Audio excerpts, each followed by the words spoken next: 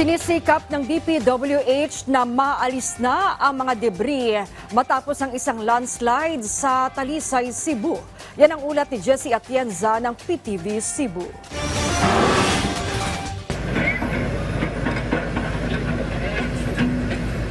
Tuloy-tuloy ang pagbubungkal at paghahakot ng mga backhoe at payloader sa gumuhong bahagi ng burol na humarang sa buong kalsada sa Barangay Manipis, Talisay City, Cebu.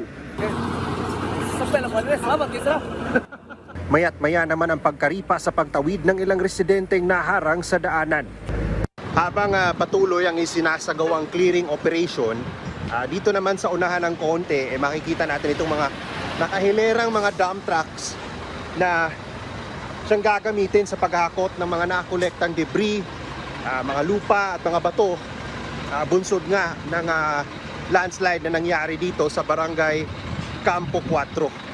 Ayon nga sa mga residente, maswerte na walang napadaang motorista nung kasagsagan ng pagguho ng lupa dito. Kwento ng residenteng si Mirna, nagising na lang sila pasado alas 3 ng madaling araw sa isang malakas na tunog. Pag-ulan mo gos, di man makita kay kuan ga tungod sa kaabog gani. Bisag amo pang ispatan nga to, dili jud makita sa abog. Pag morning, Pag buntag na nakakita nami nga pertig gyud dako ah. Kana ra mga sakyanan nagparking din am sila kaagi. Kuan dagan jud. Yang uban na malik. Ayon sa DPWH, hindi na bago ang ganitong landslide sa lugar. Pero isa sa tinitignang dahilan nila ng pagguho ng lupa ay epekto ito ng lindol na tumama sa lalawigan noong araw ng Linggo.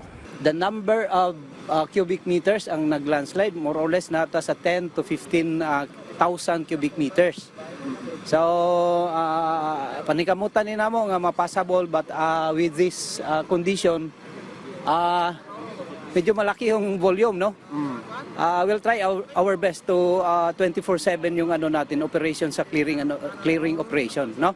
Madalas daanan ng mga motorista ang Manipis Road para mas mapabilis ang pagtawid sa mga lungsod ng Talisay at Toledo. Mula sa PTV Cebu, Jessie Atienza para sa Pambansang TV sa Bagong Pilipinas.